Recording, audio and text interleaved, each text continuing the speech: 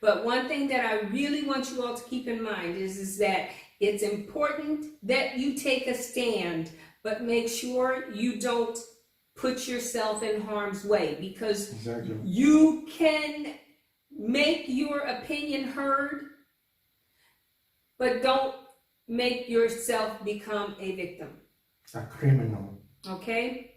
Right. One thing I wanted to say before we go is, I know it's not rational to fight back on police.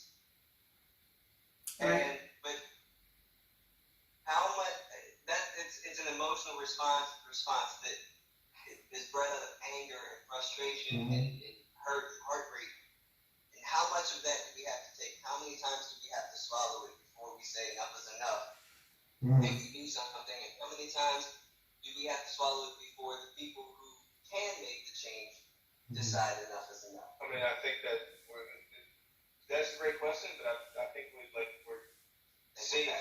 at the limit. We're like, okay, this is the straw that broke the camel's back. Maybe, I don't know. You know, the fact of the matter is for your generation, this may have been the straw that broke the camel's back. But you have to remember that this has happened to many generations before you. And even with me, I remember in middle school, I was in 9th grade, and we had riots in the schools. We had African Americans fighting back against indecencies that had been done to them. And it was a very scary time to have that happen in your school, where one race felt that in order to protect themselves, they had to become just as violent. Now, you know, something that recently happened was this young man who was, he killed 2 people and he injured a 3rd person and then stole their vehicle. And he was arrested in Maryland. He was from Connecticut, I believe. He was arrested in Maryland. He was a young white man.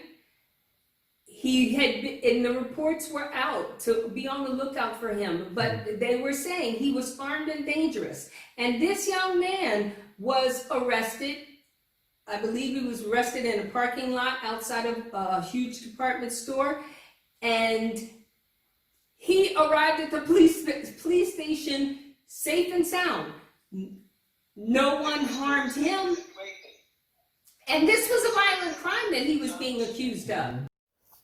As all this situation develops and the protest intensifies, I just want to fill you in and let you know that the outrage against this behavior is not only displayed in the US, but also here in Europe.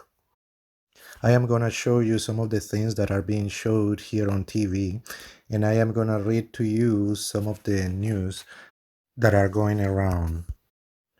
Protests against racism and police violence continue to intensify in the United States. Several cities have imposed curfews.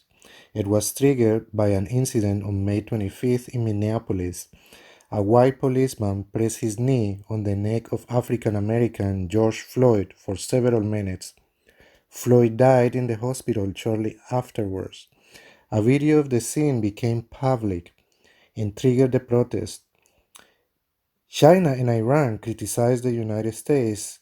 China and Iran have used the violent anti-racism protests in the United States to criticize Washington.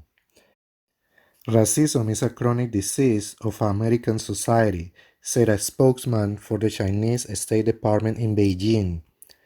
Several shootings in Iowa and Kentucky, 3 people killed. Liverpool gets on its knees for Floyd. Curfew and National Guard now in Washington.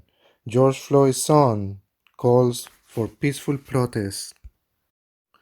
I am just gonna stop right now because there are more news, and all they do is just make the United States look like a battlefield.